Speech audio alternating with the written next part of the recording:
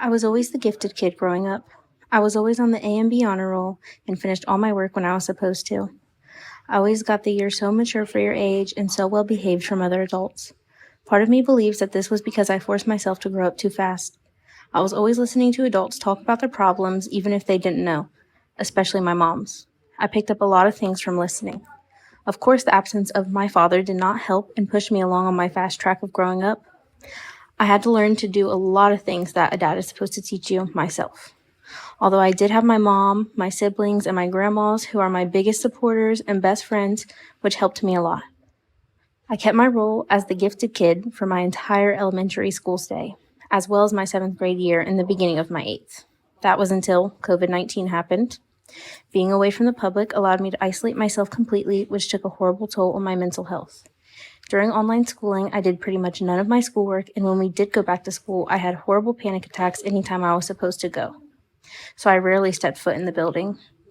I failed my entire 9th grade year because I was extremely depressed and I just completely shut down, which set me back a lot. During 10th grade, I started going to a school I enjoyed and I made quite a few friends, but I never felt like I belonged there. So when I broke my arm midway through the year, I started isolating myself again. I was in so much physical pain from my arm, but also I felt like I was continuously fighting this never-ending battle of depression and anxiety in my head. After a few months, my mom decided to enroll me in the school my brother was going to, Cliff Park High. I was terrified to go to the school because I had always heard it was a school for troubled kids, and it being my brother's school did not reassure me against that. I felt so horrible because I felt like I had failed myself, and I was now reduced to a troubled kid, even though I had never been in trouble before in my life. My first couple months of going to Cliff Park didn't go so well because I was doing their online program, which was not the best option for me. When I started going to Cliff Park in person, something clicked for me.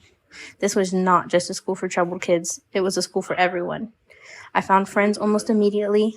I loved all my teachers, and I was getting schoolwork done for the first time in like a year. It has always felt like a community that I fit into.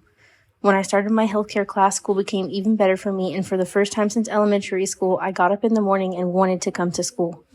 I feel a whole new sense of hope and belonging at Cliff Park, and I could not thank them more for that.